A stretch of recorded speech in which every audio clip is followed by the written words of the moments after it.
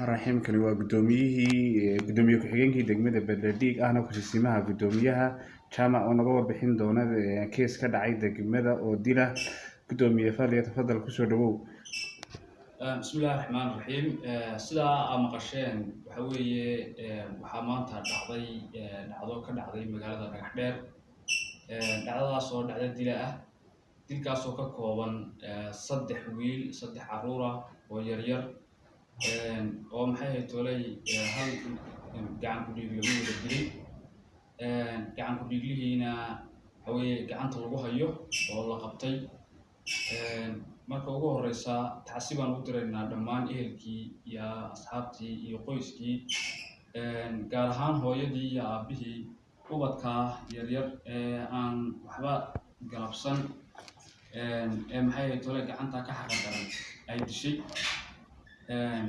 aad iyo aad baa waxa weeye arrinkaan u cambaareynayna arrinkaa dhacdada ah ee dhacay.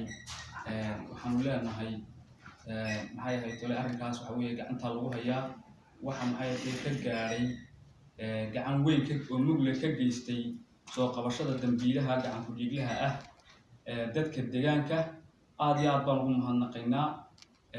markeena horebana dadka reer Somaliland nabadooda iyaga gacanta ku haysta mid saka iyo mid dhowba tan iyo mid lamidaba waxa weeyaan hore ayay u ahayd dhaqan reer Somaliland dhaqan ugu ahayd.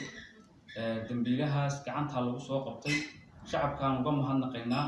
ciidanka ay ku wareejiyeen ciidankii baa gacanta ku haya. iminkana waxa weeye haddii ay ka dhigo wixii kale baaritaana yaa la wadaa.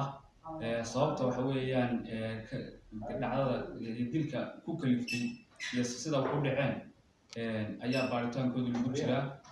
taasina way soo bixi doontaa haddii ay ka dhigo saacadaha soo socda. haddii ay ka dhigo waa la soo saari doonaa. hay'adaha amniga u xilka saaran baa gacanta ku haya. Assalaamu calaykum waraxmatullaahi wabarakaatuh.